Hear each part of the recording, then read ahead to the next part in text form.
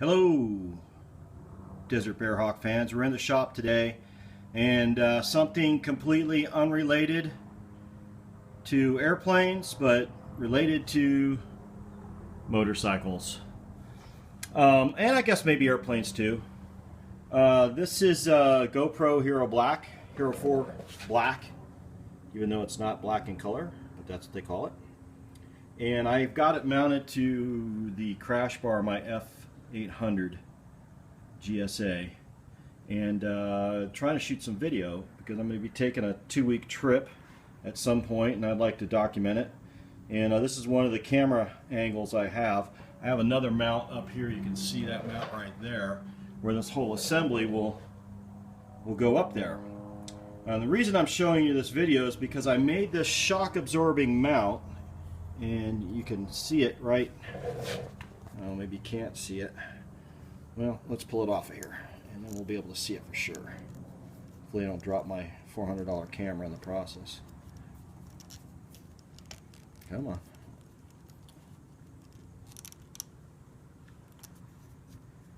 Don't want to drop the dang thing. There we go. Let's slide over here to the table. Alright. So, oh, and hey, there's wings. Anyways, so there you have this camera mount that I've constructed, and you can see that it's 2 plates. There's a top plate and a bottom plate, and they're connected via these rubber shock absorbing I don't know what you really want to call it, bushings or whatever, and you can see that they actually go through the sheet metal. And so the idea here is to isolate the engine vibration from the camera, which is really bad. When you hard mount them, you really get a lot of bad vibration. But when you do an isolated mount like this, it really makes a big difference. Now, what I found was the isolators by themselves were too loose. The camera was just jolting around under its own weight. Its own physical mass was causing it to bounce around. So I put in these 4, you can see these bolts, pinhead screws, whatever you want to call them, and 4 aircraft grade locking nuts, because that's the kind of hardware I have hanging around here anyway. And basically squished them down just a little bit, so you can see, if I can hold this in my lap, you can see that this still pretty squishy here, but not as much as it was when those bolts weren't in there. And the added bonus is now I've got a safety. Now the 2 plates can't separate. If this rubber was to shear off, the plates can't separate, so I won't lose my very expensive camera.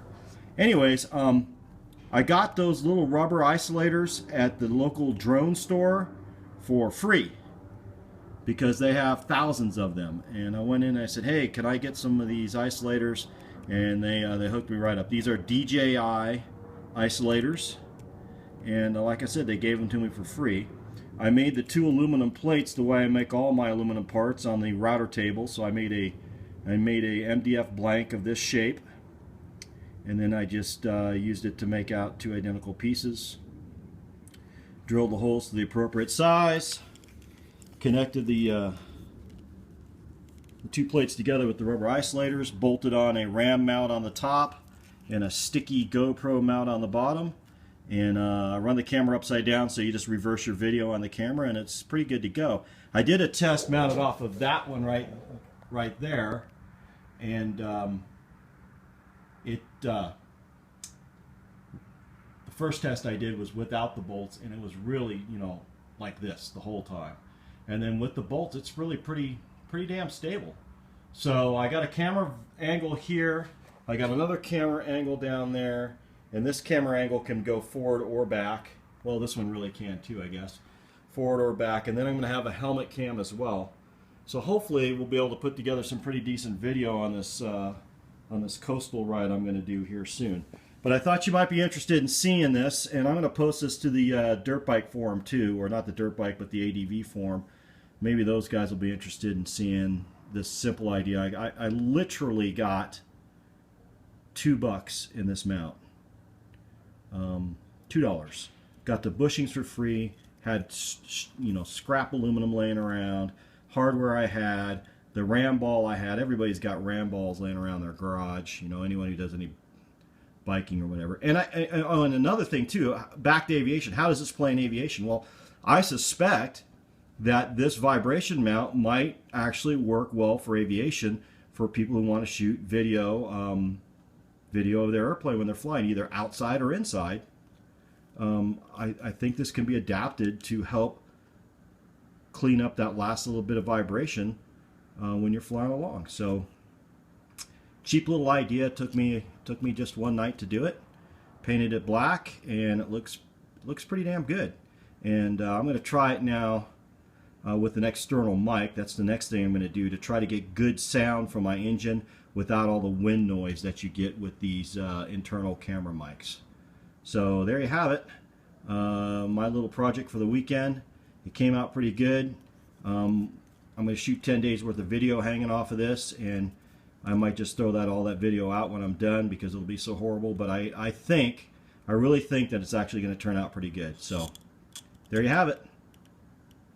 See you next time in the shop.